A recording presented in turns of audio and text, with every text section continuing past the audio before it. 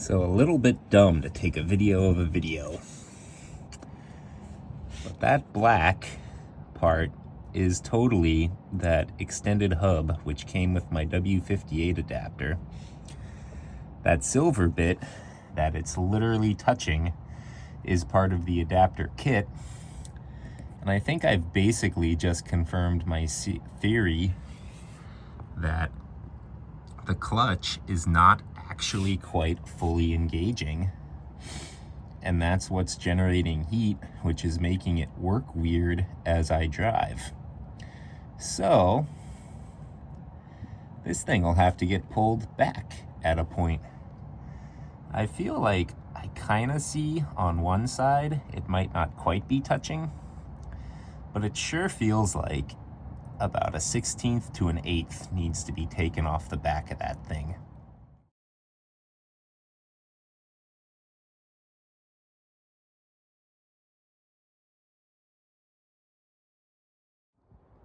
I've got a quick update on my W58 swap in my TE72. It's back out after a little more than 3 months. Reason being, I was never quite happy with how the clutch felt like it was working, even though other things seemed okay. It wasn't awful, it just wasn't quite right. I was able to use an inspection camera, and what I found was that the throwout bearing hub was coming all the way back and touching the back of the bell housing right here. So it wasn't quite fully letting the pressure plate release or come out or whatever. As such, I pulled all this. We can see quite a bit more wear than is normal for about 200 or 300 miles of driving. There was a lot of clutch dust that I already cleaned up. Luckily, the plate doesn't look totally fragged. The throwout bearing, though, I think you can see all this dimpling. That's a goner. Luckily, I had another here. Pilot bearing fell out and has a little wiggle. I don't have another of those on hand, so I'll have to go to the store and get one. But I did some math, better math than I did 3 months ago, using a stock throwout bearing hub my brother had. Basically, you can see where I'm going. This is the SQ Engineering one. It is much longer than a stock one. I don't have that here to show you. But that hub is 0.977 inches longer behind this clutch fork contact point than a stock one is. The adapter plate from SQ Engineering is about 0.638 inches long. I feel like what I need to try to get towards is, in theory, at least my theory, this only needs to be the amount longer than the stock one that the adapter plate is.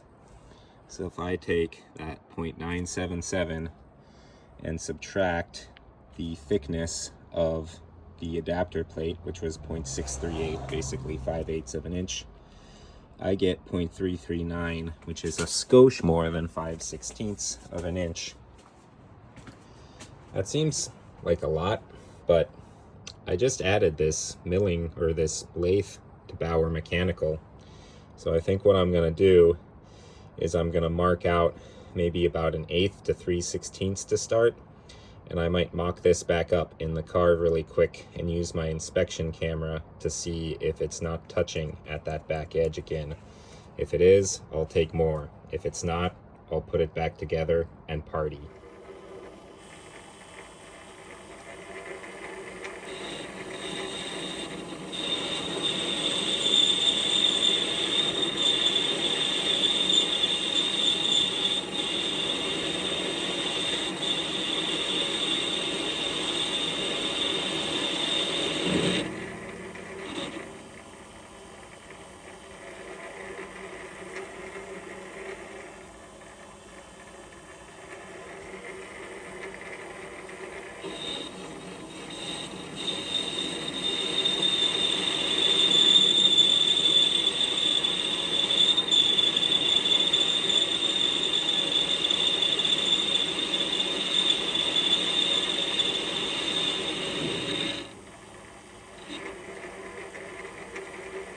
Oh. Okay, it's several hours later. I made some metal shavings. I ended up taking 0.229 of an inch off of the back of that hub. So a little bit shy of a 1/4 inch. I'm not a pro machinist. That's what, 229 thousandths, I guess. Whatever, doesn't really matter. But between that and I installed a new throwout bearing that was 0.049 shorter, I effectively shortened up the overall amount of that hub by 0.269, so just over a 1/4 inch. I know 0.063 is a 1/16, so that's about 5/16 actually. I effectively shortened it.